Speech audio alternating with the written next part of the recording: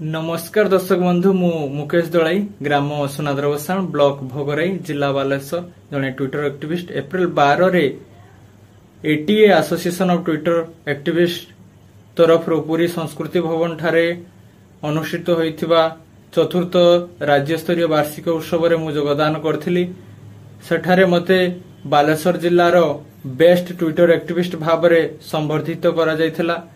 पूरी पौर निर्वाही अधिकारी द्वारा मु संबर्धित होइथिली कारण मु ट्विटर रे वर्तमान जाए 9758 टी समस्या ट्वीट करिथिबा बेले सेति मध्यरु 2 रु 3000 समस्या समाधान करि पारछि।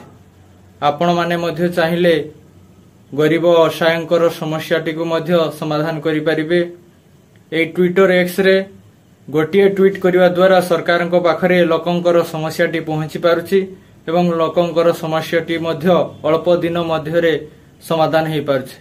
आपण माने जदि प्रशासनिक अधिकारी समय सीमा मध्य जदि समस्यार समाधान करिवारे विफल होचंदी ताहले आपण माने सेही ट्विटर टी को व्यवहार करी सीधा सड़क उच्चस्थ अधिकारी माननकु ट्वीट द्वारा निजर समस्या गुडी को जणाई समाधान करि परिबे। तेणु आपण माने सोशल मीडिया को सदुपयोग करंतु, अଯଥା समय नष्ट न करी आपण माने ट्विटर रे टिके हेले समय देई लोकंकर समस्या समाधान करिवारे भागीदारी हुंतु।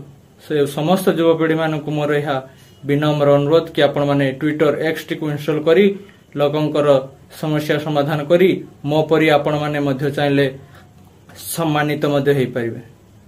धन्यवाद।